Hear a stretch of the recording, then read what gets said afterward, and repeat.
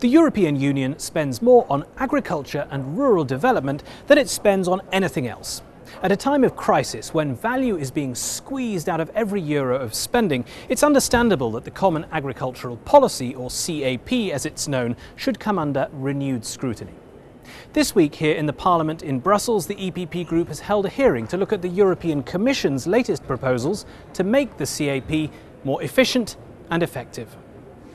The key word in the Commission's proposals is sustainability of farming communities, of the environment and of production.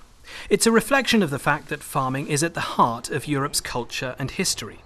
Agriculture Commissioner Dacian Cioloș, who's part of the EPP political family, told us why his proposed reforms deserve the support of Europe's citizens.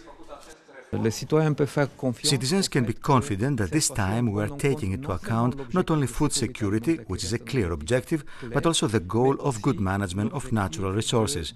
This will ensure that food security is assured not only in the short term, but in the medium and long term as well. Spending on agriculture and rural development accounts for almost half the EU budget. Making sure that money is spent in the most efficient and effective way possible is therefore vital. Marian-Jean is a vice chairman of the EPP Group with responsibility for budget and structural policies. He wants the various stakeholders in this debate to develop more common ground in order to ensure adequate EU resources for farming policy in the future.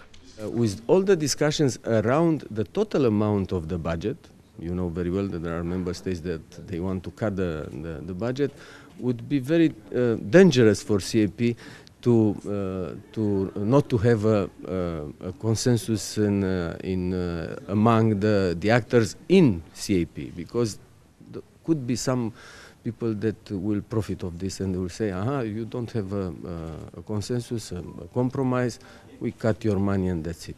Yeah. The CAP is divided into two so-called pillars, and the first pillar relates to agricultural markets. All farm products are regulated through what are called common market organisations, or CMOs, effectively a way of stabilising markets, for example by paying farmers guaranteed prices or imposing tariffs on imports. The Commission is now proposing to roll all CMOs into one.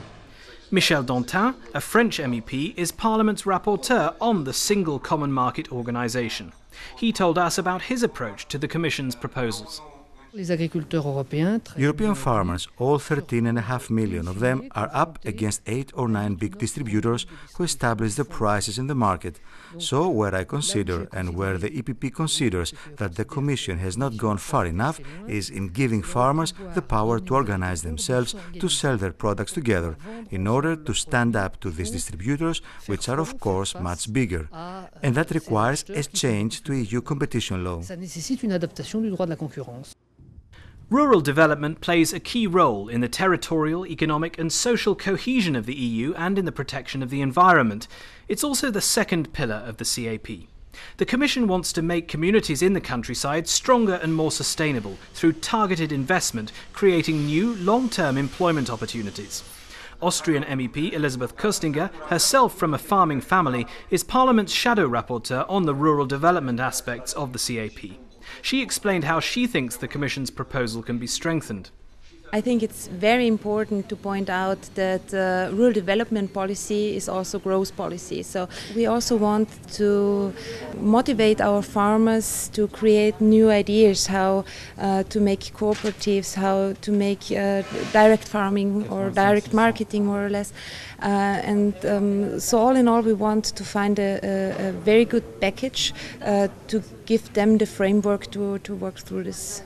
Supporting agriculture and rural livelihoods is at the heart of the EPP's vision for a dynamic and thriving countryside. And for our group, the Commission's proposals are generally a step in the right direction towards consolidating that vision.